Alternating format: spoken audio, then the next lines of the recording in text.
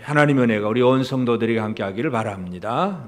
우리가 하나님 나라를 이루자 하는 것이 올해 우리의 표이고, 그래서 하나님 나라가 어떤 모습인가 모세의 신명기 설교를 통해서 우리가 계속 살펴봅니다.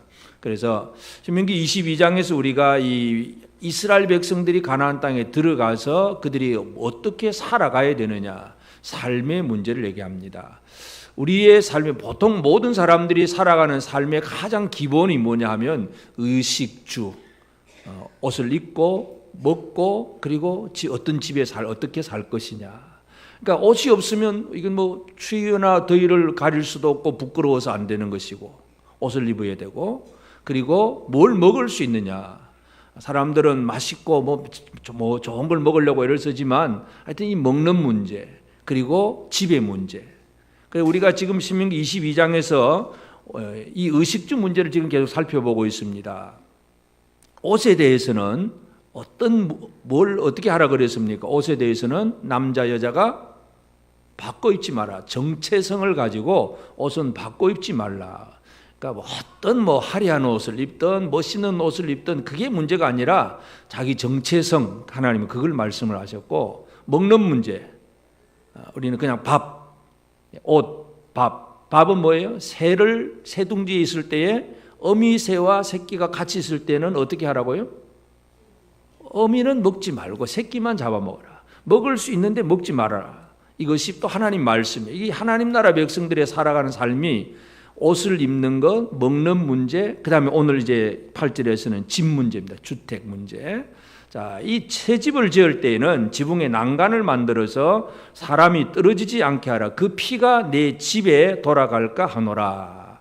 그러니까 이 새 집을 지을 때 이제 건축을 하는 거죠.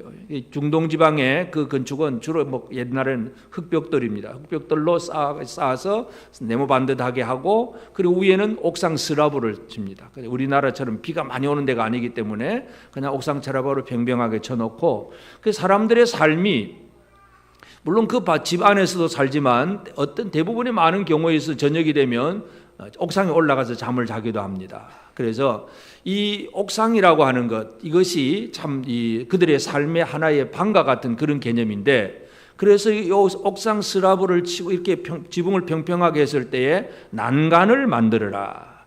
하나님의 말씀은 집을 지을 때 난간 만들어라, 이거 한마디만 딱 해주세요. 그래서 하나님 나라의 건축법입니다. 건축법. 오늘 우리가 생각하는 하나님 나라의 건축법은 난간을 만들어서 사람이 떨어지지 않게 해라. 그 피가 내 집에 돌아갈까 하노라. 그러니까 집이라고 하는 단어를 잘 이해할 필요가 있습니다. 제일 첫 번째, 집이라고 하는 것은 사람이 거주할 수 있는 건축물이에요. 건축물, 하우스. 이게 비닐 하우스든지 콘크리트 하우스든지 하여튼 이 건축물, 집을 지을 때 난간을 만들어라. 그렇게 되지 않아서 누군가 사람이 죽고 그런 사건 사고가 나면 그 피가 내 집에 돌아간다. 이 두 번째, 집에 돌아간다는 얘기는 뭐겠어요? 하우스가 아니라 이것은 그의 삶, 홈, 패밀리, 그 집에 돌아갈 것이다. 그래서 오늘 우리는 이 한 절의 말씀이지만 아주 여러 가지를 얘기를 할 수 있는데, 하여튼 우리가 사람들이 살아가는 데 있어서 집이라고 하는 건 너무나 중요하잖아요. 집을 지어야 되고 집에 살아야 되고. 그래서 집이 없는 사람 홈리스, 집이 없는 사람들은 노숙자가 되어버리고, 이 집이 참 사람들에게 너무나 중요합니다. 그런데 그 집을 어떻게 해야 되느냐 하는 문제에 대해서 사람들은 자기 나름대로 많은 연구를 하지만 하나님의 말씀은 한 가지, 내 집을 지을 때 난간을 만들어라. 하나님 나라 건축법은 한 가지만 얘기합니다. 옷 바꿔 입지 말아라. 먹을 수 있는 것, 어미와 새끼를 한꺼번에 먹지 말고 어미는 놓아줘라. 그리고 집, 난간을 만들어라. 율법을 보면 어떻게 보면 참 단순하고 간단하기도 합니다. 그러나 그 단순하고 간단하지만 그것이 우리의 삶 전체를 얘기하는 거예요. 의식주, 살아가는 삶인데, 그래서 오늘 우리는 특별히 이제 오늘 어버이주를 맞이하기도 하지만 이 집이라고 하는 것은 그 집안에 건축물로서의 집도 중요하지만 진짜 어떤 집으로 만들어 가야 되느냐 할 때에 이 부모의 위치, 부모를 향한 자녀들의 어떤 삶의 자세, 이런 것들도 우리는 잘 기억할 필요가 있습니다. 첫째로 우리는 이 이스라엘 집을 지을 때 난간을 만들어라 하는 이 얘기, 이게 왜 필요한가 하는 문제입니다. 하나님은 하나님은 왜 난간을 난간을 만들게 하셨느냐? 떨어질 수 있는, 실족할 수 있는 사람 때문에 난간을 만들으라고 말씀하신 거예요. 하나님의 관심은 집에 있는 것이 아니라 사람의 관심이 있습니다. 그곳에서 혹시 누군가 떨어져서 누군가 실족하고 사고가 나고 죽으면 안 되니까 하나님의 관심은 사람에 대한 관심입니다. 사람들은 집에 대한 관심이지만 하나님은 사람에 대한 관심입니다. 이걸 잘 이해하는 것이 중요합니다. 이 사람에게 있어서 집이라고 하는 건 우리 몸이 쉬는 곳이잖아요. 쉴 곳이 되고 평안을 누리는 곳이 되고, 그래서 우리가 낮에 실컷 피곤하다고 돌아다녀도 저녁에 집에 가서 편안하게 쉴 수 있다는 거, 집이 있다는 게 얼마나 귀한 일인지 모릅니다. 근데 하나님 나라 백성들은 자기 몸, 자기의 평안만 생각하는 것이 아니라 누군가 실족할 수 있는 다른 사람을 생각하라는 얘기예요. 하나님의 율법이 이것입니다. 사람들은 자기 집을 짓고 이제 나만 편안하고 나만 잘 살면 되는 것처럼 생각을 합니다. 사람이 최초로 집을 지을 때 최초의 집은 누가 집을 짓는 겁니까? 집 짓는 사람 얘기, 제일 최초의 집은 누가 짓습니까? 가인이 하나님 앞에 이제 내어 쫓기잖아요. 아벨을 죽인 다음에 내어 쫓기고 벌을 받습니다. 창세기 4장 17절에 보면 아내와 동침하며 그가 임신하여 에녹을 낳은지라 가인이 성을 쌓고 그의 아들의 이름으로 성을 이름하여 에녹이라 하니라. 가인이 성을 쌓았다. 근데 이 성이라는 것은 우리가 지금 생각하는 큰 돌로 된 이런 큰 도성, 한양 도성 같은 그런 개념이 아니에요. 가인이 하나님 앞에서 내어 쫓겨서 그냥 이렇게 그냥 유리방랑을 해야 되는데 이곳저곳 돌아다녀야 되는데 성을 쌓았다는 얘기는 그 큰 성의 개념이 아니라 그냥 한 집 하나 지은 그 정도의 개념이에요. 근데 그 성을 쌓았다는 건 집을 계속 짓고 있다. 계속 짓고 있다는 얘기예요. 왜냐하면 짓고 그 다음에 하나님께서 가인에게 주신 벌이 뭐예요? 땅에서 방황하고 유리하는 거예요. 한 곳에 머물러 있을 수가 없어요. 자기는 집을 잘 지었는데 또 뭔가 문제가 생기면 또 가야 됩니다. 또 다른 데서 또 지어야 되고 또 지어야 되고. 그래서 하여튼 이 가인은 자기의 몸의 보호를 위해서, 자기의 평안을 위해서 집을 짓습니다. 이게 바로 사람이 최초로 집을 짓는 이유입니다. 에덴 동산에서는 집 지었다는 얘기는 없지요. 에덴 동산에서 내가 쫓긴 다음에 그때부터 사람들에게는 집이 필요한데, 하여튼 물론 아담도 집을 지을 수 있었겠지요. 그건 우리가 상식적으로 이해할 수 있는데, 하여튼 이 가인이 왜 집을 짓느냐, 성을 쌓느냐, 자기의 평안, 자기 안전을 위해서입니다. 그래서 집을 짓는 첫 번째 목적이 우리 몸의 안전이에요. 우리 몸에 내가 잘 쉬어야 되고 편안하게 쉬어야 되고 내가 뭔가를 보호를 받아야 되고. 여러분, 우리 집을 짓고 나서 그 다음에 또 마지막으로 잘 하는 게 뭐예요? 문단속. 또 어떤 요즘은 CCTV 달고 보안 장치하고 또 비밀 열쇠 비밀번호 붙여오고 또 맥중으로 관리를 하잖아요. 왜 그렇습니까? 도둑으로부터 보호를 받아야 되고 강도로부터 뭔가 이렇게 막아내야 되고 뭔가로부터 뭔가 내가 평안한 생활을 살기 위해서는 그게 집이 필요한 것입니다. 그러니까 집을 필요로 하는 사람 얘기, 이게 이제 사람들인데, 그래서 하나님은 그럼 네가 집을 짓는데 집을 짓는 게 틀렸다는 얘기가 아니에요. 집을 짓는데 새 집을 지을 때에 지붕에 난간을 만들어서 사람이 떨어지지 않게 해라. 이게 하나님의 관심이에요. 하나님은 사람에 대한 관심이라는 사실을 기억해야 됩니다. 그리고 이 난간을 만든다는 것은 그냥 평평하게 그냥 집을 지어버리면 그렇게 큰 수고를 안 해도 됩니다. 근데 또 지붕 만들고 그 위에 또 난간을 짓고 하는 것은 그만큼 안전을 위한 수고를 더하게 하는 일이죠. 그래서 수고와 노력이 필요합니다. 그러나 난간을 만드는 수고와 노력이 필요하긴 하지만 이것은 더 큰 사고를 막는 준비예요. 그래서 결국은 다른 사람이 실족하지 않도록, 다른 사람이 평안하도록 내가 수고하고 노력하는 것, 이것이 바로 난간을 만드는 일이에요. 그런데 사람들은 집을 지으면서 첫째는 자기 몸을 보호하고 그 다음에는 자기만 평안해지려고 애를 쓰는 그런 사람들이 늘 생겨납니다. 특별히 이제 그 유다 백성들의 그 특징들 중에서도 이사야 선지자가 그들의 죄악을 책망을 할 때에 이사야 5장 8절에 보면 이런 말씀이 있습니다. 가옥에 가옥을 이으며 전토에 전토를 더하여 빈틈이 없도록 하고 이 땅 가운데서 홀로 거주하려 하는 자들은 화 있을진저. 가옥에 가옥을 이으며, 이게 무슨 말일까요? 가옥에 가옥을 이으며, 자기 집이 하나 있었는데 또 옆집을 샀어요. 또 자기 집이야. 또 그 옆집을 또 샀어. 계속 재산이 불어납니다. 집은 점점 넓어지고 땅도 전토에 전토를 더해서 어디 몇 평 어디 몇 평 땅이 없는 사람도 없고 땅 부자 집 부자 얘기예요. 이게 이사야 선지자 시대의 유다 나라의 부자들 얘기입니다. 지금도 마찬가지잖아요. 어떤 한 사람이 아파트 몇 채, 땅은 몇만 평, 혼자 다 가지고 있는 거예요. 혼자. 다른 사람들 그게 하나도 없어가지고 쩔쩔매는 사람들이 있는데 바로 그런 얘기들. 그래서 문제는 뭐냐? 부자가 되었다고 문제가 아니라 그 정신이 뭐냐 하면 이 땅 가운데서 홀로 거주하려 하는 자들은 화 있을진저. 홀로 거주한다. 나만 잘 먹고 잘 살면 된다 이거죠. 남은 집 없는 사람, 땅 없는 사람, 그 사람들 먹든지 말든지 자든지 말든지 그들이 평안하든지 말든지 나만 평안하면 된다. 이게 바로 이 이사야 선지자가 책망하는 하나님께서 화 있을진저 하고 저주를 퍼붓는 그 사람들의 얘기입니다. 그래서 하나님께서 집을 지어 난간을 만들라는 얘기는 주인도 물론 그 난간 때문에 자기 자녀들도 보호를 받지만 누구든지 그 옥상에 올라오는 모든 사람들을 보호하는 것은 홀로 거주하는 것이 아니라 다른 사람을 생각해 주라는 얘기죠. 다른 사람을 생각해 주라. 이것이 하나님의 말씀입니다. 그래서 다른 사람의 안전을 위해서 내가 수고하고 노력하는 것, 이것이 바로 하나님 나라의 건축법입니다. 여러분 건축법을 잘 지키고 계십니까?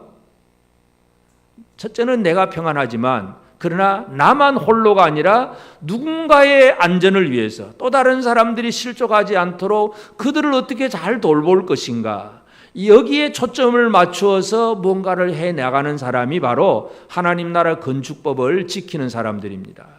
건축법 좀 제대로 지킵시다. 우리 세상의 건축법도 안 지키면 어떻게 됩니까? 인공위성이 막 돌아다니면서 촬영 다 해가지고 옥상에 뭐 하나 딱 새로 만들어 놓으면 금방 날라옵니다. 금방 과태료 물고 엄청나게 봅니다. 건축법 어기면 안 되니까. 이 세상의 건축도 뭔가를 다 규정이 되어 있는데 하나님 나라 건축법은 다른 게 없어요. 난간 만들어라 이거예요. 난간. 이 난간만 만들면 되느냐? 내가 지금 문자적으로 집을 안 짓는 사람이고 남의 집에 전세로 살고 월세로 살고 집을 관리할 책임도 없으면 난간을 지어야 되는지 안 지어야 되는지 아무 관계가 없는 것 같아요. 그러나 우리가 어떤 집에 살든지 간에 하나님의 나라의 건축법의 정신을 정확하게 이해를 해야 됩니다. 나만이 아니라 남을 어떻게 생각하느냐, 다른 사람의 안전을 위해서 내가 뭘 할 수 있느냐, 이것이 바로 난간을 만드는 거예요. 하나님이 왜 그렇게 하게 하셨느냐 하면 그 안전한 집에서 첫째는 한 가족이고 그리고는 이웃과의 관계 속에서 평안한 안전함을 함께 누리기를, 가족이 한 집에서 함께 평안하기를 원하시는 거예요. 이게 하나님의 의도고 하나님 말씀입니다. 다시 말해서 하나님은 집을 짓는, 하우스를 짓는 이 원리를 가지고 그 사람의 집, 식구들, 이 홈 패밀리들을 어떻게 평안하게 하나 되게 하느냐, 이것이 바로 하나님의 의도고 하나님의 목적입니다. 예레미야 시대에도 보면 이제 이사야보다 조금 더 후시대죠. 예레미야 시대에도 보면 유다 왕국이 이제 멸망 직전인데 그때도 어떤 사람이 있는가 하면 예레미야 22장 13절부터 15절에 보면 불의로 그 집을 세우며, 불의로 집을 세웁니다. 부정하게 그 다락방을 지으며 자기 이웃을 고용하고 그의 품삯을 주지 아니하는 자에게 화 있을진저, 그가 이르기를 내가 나를 위하여 큰 집과 넓은 다락방을 지으리라 하고 자기를 위하여 창문을 만들고 그것에 백향목으로 입히고 붉은 빛으로 칠하도다. 네가 백향목을 많이 사용하여 왕이 될 수 있겠느냐? 네 아버지가 먹거나 마시지 아니하였으며 정의와 공의를 행하지 아니하였느냐? 그때에 그가 형통하였었느니라. 지금 예레미야 시대에 타락한 사람들의 얘기가, 또 이 사람은 집을 어떻게 합니까? 집을 가지고 뭘 하는 거예요? 자기 과시. 창문도 아주 잘 만들고 그냥 이 붉은 빛을 칠하고 멋있는 집에 산다 이거죠. 최고의 지상 최고의 주택에서 아주 거대한 저택에서 살고, 그래서 나는 이렇게 좋은 집에 산다. 이게 자기 자랑거리예요. 그런데 그걸 어떻게 합니까? 어떻게 지었습니까? 불의로 진다. 불의. 고용한 사람들에게는 품삯을 주지 아니하고 그저 하루하루 벌어먹고 살아서 자기 집에 와서 일하는 그 사람에게 품삯은 주지 않고 자기는 멋있게 집을 꾸며놓고 자랑만 하는 거예요. 이게 이제 마지막 멸망당할 사람들의 얘기입니다. 그 사람들에게 예레미야가 무슨 얘기를 하냐면 네 아버지가 먹거나 마시지 아니하였으며 정의와 공의를 행하지 아니하였느냐 그때 그가 형통하였느니라. 아버지는 안 그랬는데 넌 왜 그러냐 이거요. 아버지는 먹거나 마시거나 정의와 공의를 행하고 제대로 살아서 하나님의 형통함을 받았는데 너는 자식된 도리가 그거는 제대로 이어받지 않고 네 집이나 크게 화려하게 멋있게 꾸며가지고 자기 자랑이나 하고 이게 되겠느냐. 예레미야 선지자가 외치는 얘기가 그거예요. 이게 유다 왕국이 멸망 직전의 얘기입니다. 나라가 망하는 얘기들이에요. 나라가 망하는 얘기는 뭔가 이 조상들이 가졌던 정의와 공의 이런 좋은 전통은 이어받지 못하고 실컷 일시키면서 좋은 자기 집을 좋은 집을 꾸며놓고 일시켜놓고 고용한 사람들에게 품삯도 주지도 아니하고 그냥 자기 것만 챙기고 이게 선지자로부터 책망받는 그 시대 사람들 얘기예요. 여러분 오늘 우리가 어떻게 살아가야 됩니까? 우리의 집을 어떻게 만들어야 됩니까? 우리가 어버이 주일이기도 합니다. 이 자리에는 어버이들이 더 많고 청년들은 몇 사람 안 되긴 하지만 우리의 조상들이 가졌던 그런 좋은 믿음의 전통, 부모님들이 가졌던 좋은 신앙의 전통, 정의와 공의를 행했던 그런 것들은 다 잊어버리고 나만 치장을 한 거, 나만 내 집을 크게 만들고 화려하게 만들고 멋있게 만들고 그래 창문 만들고 붉은 빛을 칠하고 다락방 막 짓고 막 이렇게 만들어가지고 내가 이런 집에 산다고 그냥 자기 과시만 하고 있는 거예요. 이게 바로 멸망당할 사람들 얘기입니다. 오늘 이 시대에 우리 교회 청년들이 이렇게 되지 않기를 원합니다. 우리의 선조들, 우리 부모들이 가졌던 온전한 신앙을 제대로 이어받아요. 그게 바로 집을 제대로 세우는 일이에요. 아무리 큰 집 짓고 멋있는 집 지어도 그 안에 진짜 하나님의 사랑과 하나님의 정의와 공의가 사라져버리면 그 집은 무너지는 집입니다. 그래서 우리는 집이라고 하는 것 개념은 사람의 평안을 위해서 안전을 위해서 짓는 것인데 물론 첫 번째는 안전을 위해서 짓습니다. 그런데 문제가 뭐냐? 나의 안전만 생각하는 거. 남이 어떻게 되든지 모르든지. 이게 사람들의 타락한 모습이에요. 두 번째는 가옥에 가옥을 더하는 건 뭐예요? 집을 재산 증식의 수단으로만 생각하는 거예요. 물론 그렇다고 요즘에 부동산 투자했으니까 죄다 그렇게 얘기하지는 않습니다. 근데 문제는 뭐냐? 그렇게 하면서 자기만 홀로 거주한다는 얘기예요. 남을 생각하지 않은 것. 하나님이 정죄하시는 내용은 바로 그것입니다. 또 집을 자기 과시, 자기 자랑하는 수단으로만 멋있게 꾸며놓은 것으로만 자랑하지 진짜 그 집안에 있어야 될 정의와 공의를 잃어버린 그 집, 이게 바로 멸망당할 집이라는 얘기를 성경은 분명히 강조하고 있습니다. 그래서 우리는 이 신명기 22장 8절 한 절 말씀이지만 내가 새 집을 지을 때 난간을 꼭 만들어라. 하나님의 말씀이 왜 이런 말씀을 하셨는가를 정확하게 이해해야 됩니다. 이 얘기는 옛날 이스라엘 사람들의 문제만이 아니라 지금도 우리의 삶의 문제잖아요. 하나님 나라 백성들은 어떻게 살아가야 되느냐? 하나님 나라 건축법을 정확하게 알아야 됩니다. 그래서 이제 우리는 이 율법을 정확하게 이루시는 분은 바로 예수 그리스도잖아요. 예수님은 집의 문제에 대해서 어떻게 하셨는가를 한번 살펴볼 필요가 있습니다. 어떻게 보면 예수님은 사역을 시작하면서 집에 나왔어요. 집 밖으로 나오셨어요. 그리고 사람들이 예수님을 따라온다고 할 때에 야 나는 공중의 새도 여우 또 여우들도 새도 다 들어갈 집도 있고 우리도 있고 다 있지만 나는 머리 둘 곳이 없다. 집 한 칸 없다 이거예요. 예수님은 집을 나오신 분이에요. 출가하신 분이에요. 집을 소유하지 않은 분이에요. 그렇지만 예수님은 사람들 제자들에게는 어떤 은혜를 주셨느냐 하면 예수님 자신이 집이 되어 주신 것입니다. 제자들에게 예수님은 무엇라고 말씀하냐면 너희가 내 안에 거하라. 내 안에 거하라. 내 안에 거하라는 말이 뭡니까? 내가 너희들의 평안을 안전을 보장하는 집이 되어 주겠다. 내 안에 거하라. 그리고 평안을 주겠다고 말씀합니다. 요한복음 16장 33절에 이것을 너에게 이르는 것은 너희로 내 안에서 평안을 누리게 하려 함이라. 세상에서는 너희가 환난을 당하나 담대하라. 내가 세상을 이겼노라. 예수님은 집을 구하는 분이 아니라 집이 되어주신 분입니다. 아멘. 여러분 이 집을 소유하고 계십니까? 크고 멋진 아파트를 소유하십니까? 진짜 평안한 집을 소유하셨습니까?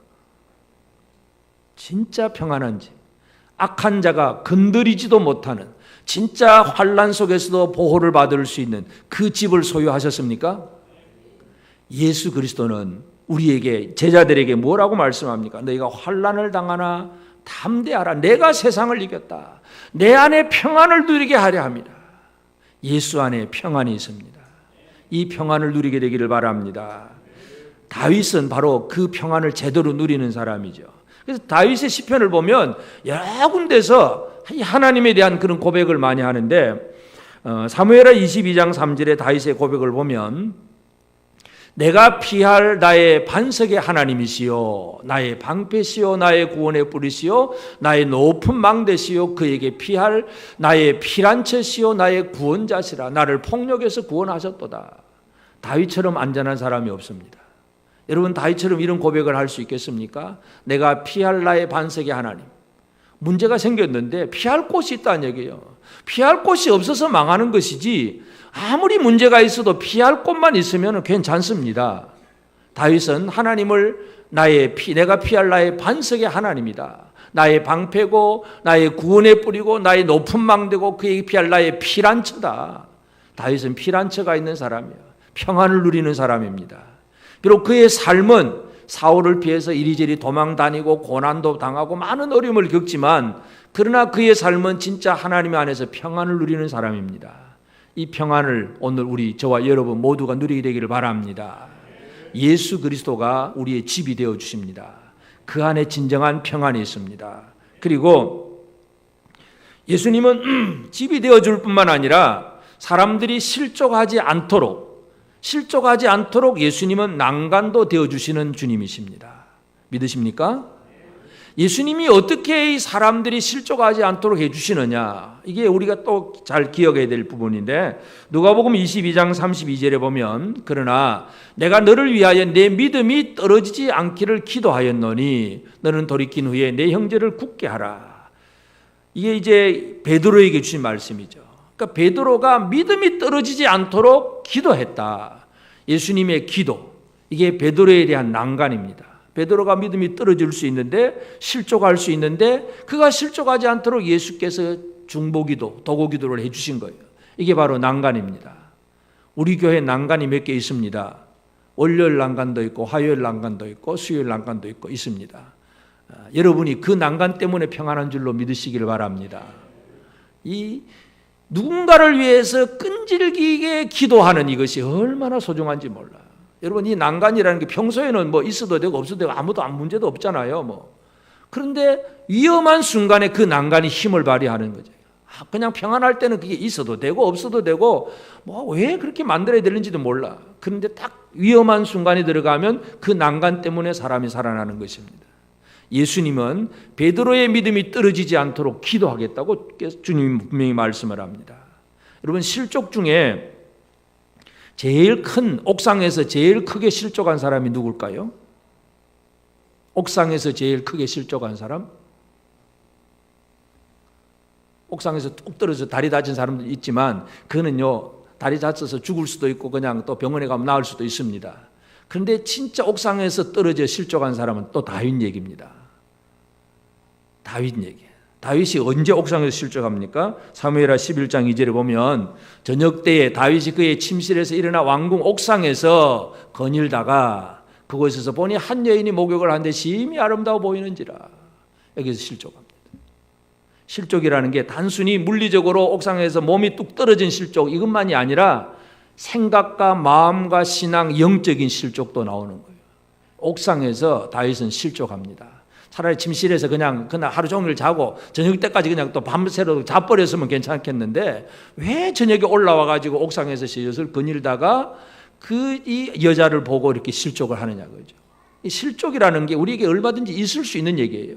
그러니까 결국은 예수님께서 베드로를 위해서 기도해 주신다는 얘기는 베드로가 실족하지 않도록 난간이 되어 주시는 것입니다. 우리 자녀들은 부모님들이 여러분의 난간입니다. 믿으십니까? 자녀들은 부모의 기도 때문에, 이 난간이 되어주는 기도 때문에 평안을 누리고 있는 거예요. 이걸 우리가 잘 알아야 돼요. 우리 자녀들은 왜 엄마가 나한테 뭐 용돈 안 주냐 마냐 이것만 생각하고 내 입장에서만 생각하면 안 됩니다. 난간이 되어주시는, 집이 되어주시는 그런 부모의 은혜를 잘 기억하는 게 너무나 중요합니다. 예수님은 사람이 실족하지 않도록 난간이 되어주셨어요. 그래서 말씀을 가르친다든지 아니면 기도한다든지 이것이 바로 사람들이 실족하지 않도록 해주는 난간입니다. 오늘 우리 어버이 주일 부모 자녀들이 나를 위해서 뭔가 좋은 선물 가져왔냐 안 가져왔냐 그거 따지지 말고 진짜 나는 우리 자녀들에게 난간의 역할을 제대로 하고 있는가, 이것도 우리가 한번 살펴볼 필요가 있습니다. 물론 이제 또 우리 어르신들 중에서 아주 연로하신 분들은 또 오히려 자녀들이 부모를 또 보호하고 보양을 할 책임도 있습니다. 이미 이제 아직도 젊은 부모들은 좀 괜찮지만 연세가 많이 드신 어르신들은 또 자녀들이, 젊은이들이 또 보호하고 다녀야 되잖아요. 또 자녀들이 부모에 대한 그런 난간의 역할도 감당을 해야 합니다. 그래서 하여튼 예수님은 집이 되어주시고 난간이 되어주셨고, 그 다음에 예수님은 또 뭘 하시느냐, 이 제자들과 영원토록 함께하고 싶은 것이 바로 예수님의 마음입니다. 하나님은 집을 지을 때 가족 식구들이, 패밀리가 그 홈에서 평안과 안전을 누리기를 원하셨는데, 예수님이 그래서 하시는 일이 뭐냐면 요한복음 14장 2절에 보면 내 아버지 집에 거할 곳이 많도다. 그렇지 않으면 너희에게 일렀으리라. 내가 너희를 위하여 거처를 예비하러 가노니. 예수님 십자가에 죽으신다고 하니까 제자들이 막 두려워하고 그냥 염려합니다. 그런데 예수님이 하시는 말씀이 내가 가는 것은 너희를 위하여 거처를 예비하러 간다. 너희를 위하여 집 지으러 간다. 이게 예수님이 하신 말씀이에요. 예수님은 제자들과 하나님 아버지와 영원토록 함께 있기를 원하시는 것이 바로 예수님의 마음입니다. 그래서 그 하늘에 그 아버지 집에 거할 곳이 많지만 그러나 내가 너희를 위하여 거처를 예비하러 간다. 그 거할 곳에 다 함께 모여서 하늘의 아버지와 함께 있기를 바라는 것, 이게 바로 예수님의 마음입니다. 예수님의 수고고 예수님의 노력입니다. 지금도 여러분을 위해서 집을 짓고 계시는 예수님을 믿으십니까? 내가 거처할 곳, 내가 영원토록 하나님 아버지와 함께 할 수 있도록 우리의 집을 만들어 주시는 그 주님에 대한 분명한 믿음을 가지게 되기를 바랍니다. 그래서 집이라고 하는 것이 참 우리의 삶에 가장 필요한 부분이긴 하지만 이 집을 가지고 엉뚱한 데 사용을 하고 제대로 활용하지 못하는 분이 있지만 예수님은 스스로 집이 되어주시고 우리의 평안을 위해서 난간이 되어주시고 영원히 아버지와 함께 하도록 집을 지금도 거처를 마련하고 계신다는 사실을 꼭 기억을 해야 됩니다.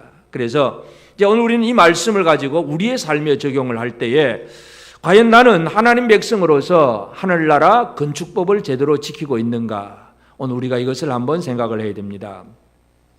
건축법이라고 하는 것은 문자적으로 건축법은 그냥 난간만 만들면 됩니다. 집 지을 때 난간만 만들면 되지만, 근데 어떤 사람은 평생을 가도 집을 한 번도 안 지어본 사람이 많잖아요. 요즘 집 누가 짓습니까? 주로 뭐 건축업자들이 다 짓고 공사하는 분들이 다 짓지, 그냥 사람들은 돈만 주고 뭐 그럴 뿐이지. 물론 설계도에 다 나와 있긴 하지만, 그래서 집을 짓느냐 안 짓느냐 이거는 뭐 내 소관이 아니라고 생각을 하면 안 됩니다. 하나님 나라 건축법에서 제일 중요한 거, 이것이 이제 난간을 만들어라 하는 얘기인데, 그래서 우리는 눈에 보이는 어떤 건축물을 그저 짓는 사람은 아니라고 할지라도 진짜 하나님이 원하시는 그 평안이 있는, 진짜 그 안에 그 화목과 평강이 있는 그런 집안에 거하는 것, 이게 하나님이 원하시는 목적이기 때문에 그 일을 우리가 이루어야 됩니다. 그래서 제일 첫 번째 할 일이 뭐냐 하면 가장 안전한 집, 가장 평안이 되는 그 집안에 거하는 생활. 우리가 집을 짓는 것이 아니라 예수께서 집이 되어주셨기 때문에 그 안에 들어와서 거주하는 이것이 우리의 삶에 중요합니다. 그 안에 거주하면 내가 뭐 난간 만들고 뭐 설계를 어떻게 내고 이게 필요가 없어요. 그냥 주 안에 들어오기만 하면 되니까. 이미 잘 만들어진 집에 들어오기만 하면 내가 새롭게 뭘 이렇게 저렇게 만들어야 되고 할 필요가 없어요. 이미 법대로 다 잘 지어진 집이기 때문에. 법대로 잘 지어진 집에 들어오는 것이 뭐냐 하면 하나님의 은혜 아래, 예수 안에 들어오는 생활입니다. 구약 성경에 보면 모압 여자 룻이 시어머니를 따라서 유대 땅 베들레헴으로 들어오지요. 그때 보아스가 룻을 향하여서 축복하는 말이 룻기 2장 12절에 보면 여호와께서 내가 행한 일에 보답하시기를 원하며 이스라엘의 하나님 여호와께서 그의 날개 아래 보호를 받으러 온 내게 온전한 상 주시기를 원하노라. 그의 이 날개 아래, 하나님의 날개 아래가 가장 안전한 곳입니다. 여러분, 하나님의 날개 아래 거하십니까? 이 모압 여자는 원래 모압 족속은 이스라엘 속에 들어올 수가 없어요.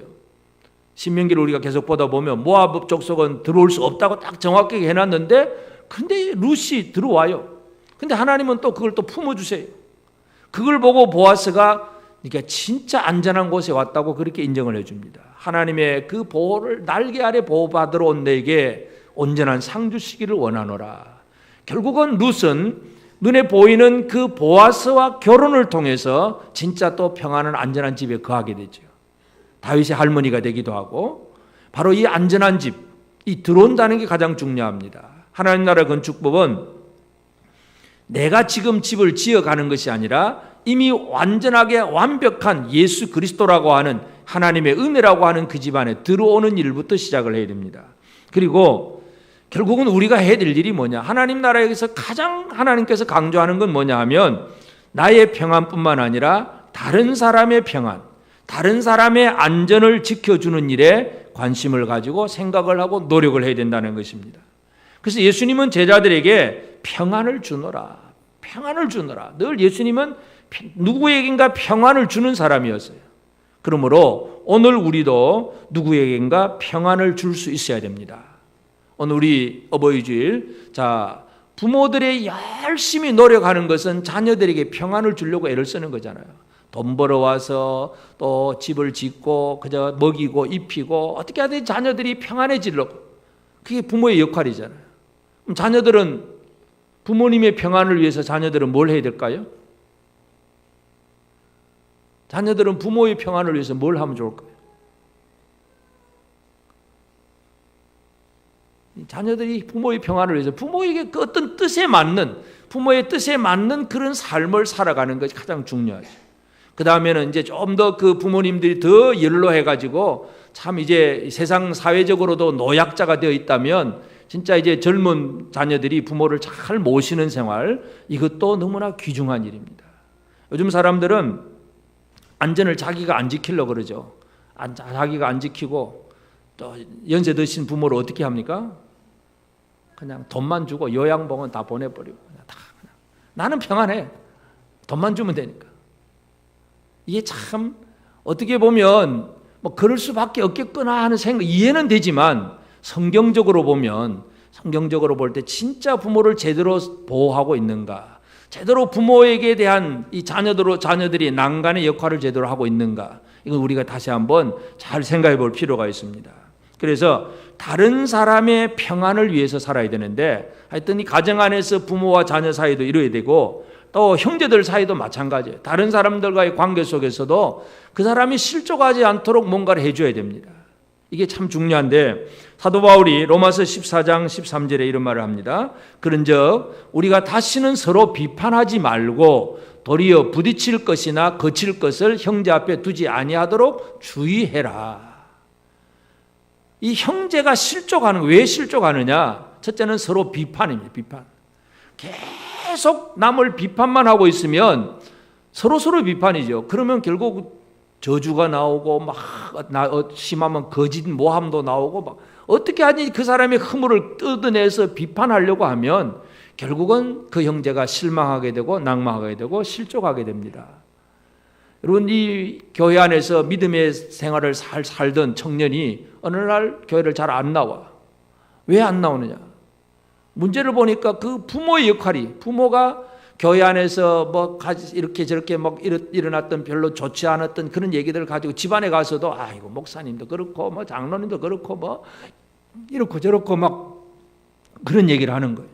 그러면 그걸 들은 청년들은 그 비판이 물론 옳은 비판일 수도 있어요. 내용은 옳은 비판일 수도 있지만 그 비판 의식을 가지고 이제 계속 다른 사람을 쳐다보니까 아이고 교회 가도 믿을 만한 사람은 아무도 없구나. 아무 의미가 없는 그런 생활이 되어버립니다. 그래서 비판이라고 하는 거 서로 비판하고 또는 부딪히는 거, 거치는 거, 다른 사람들이 뭔가 싫어하는 걸 뻔히 알면서도 뭐 그걸 자꾸 뭐 내놓는다든지 뭐 그 자꾸 형제들과의 관계 속에서 남을 배려하지 않는 것, 이게 결국은 실족하는 일입니다. 실족하게 하는 일이에요. 그런 사람들이 되지 않도록 주의하라고 강조합니다. 그래서 우리가 누군가의 안전을 지켜줄 수 있는 사람이 되어져야 됩니다. 옆 사람에게 우리가 다 같이 한번 합시다. 나는 당신의 가장 안전한 난간이 되어주겠습니다.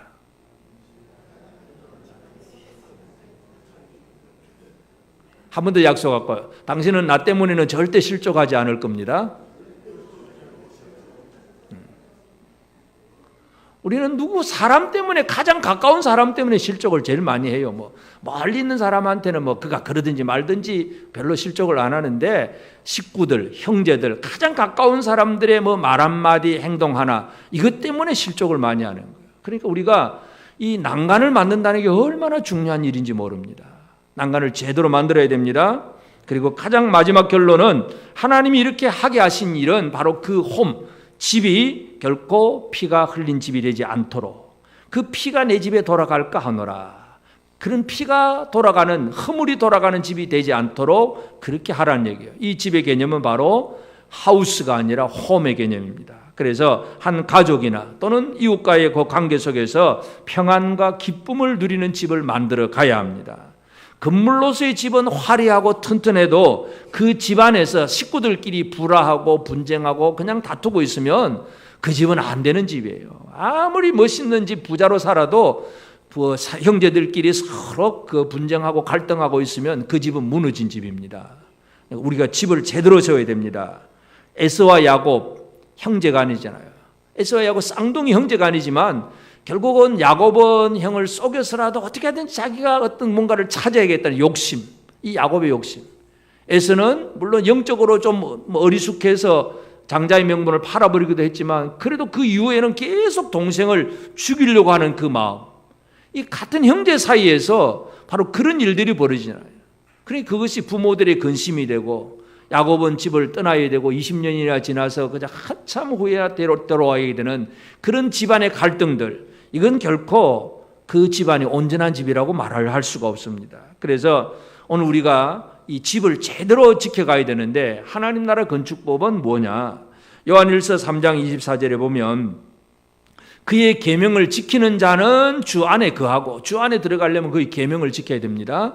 주 안에 거하고 주는 그의 안에 거하시나니 우리에게 주신 성령으로 말미암아 그가 우리 안에 거하시는 줄을 우리가 아느니라. 그의 계명, 그의 계명이 예수님의 계명인데, 예수님의 계명이 어떤 계명입니까? 사랑해. 내가 새 계명을 주는 너희가 서로 사랑하라. 사랑의 계명을 지키는 자가 주 안에 거하는 사람입니다. 가장 중요한 것, 형제들끼리, 식구들끼리 진짜 사랑하고 있느냐, 부모와 자녀 사이에 진정한 사랑이 이루어지고 있느냐, 이게 이루어지는 것이 하나님이 원하시는 집의 얘기입니다. 하나님 나라 건축법은 다른 말로 하면 사랑의 건축법입니다. 여러분의 집 평안하십니까? 여러분의 집, 가족 간에 사랑과 위로와 감사와 평강이 넘치는 그런 복된 가정이 되었습니까? 그렇게 되기를 원하십니까? 네. 그렇게 하려면 사랑하는 예수님의 새 계명을 지키는 그 일밖에 없습니다. 그래서 오늘 우리는 하나님 나라의 백성은 어떻게 살아가느냐, 이 의식주 문제, 이걸 어떻게 지키느냐. 옷은 정체성을 가지고 남녀간에 바꿔 입지 말아라. 먹는 거 다 먹지 말고 사랑을 가지고 먹을 수 있는 것만 먹고 어떤 건 남겨라. 살려줘라. 그리고 주택, 난간을 만들어라. 율법은 한 가지씩만 얘기하는 것 같아요. 근데 그 한 가지가 하나님 말씀 전체를 다 아우르는 그런 내용입니다. 난간 제대로 만드시길 바랍니다. 한 번 더 옆 사람에게 합시다. 내가 당신의 난간이 되어주겠습니다.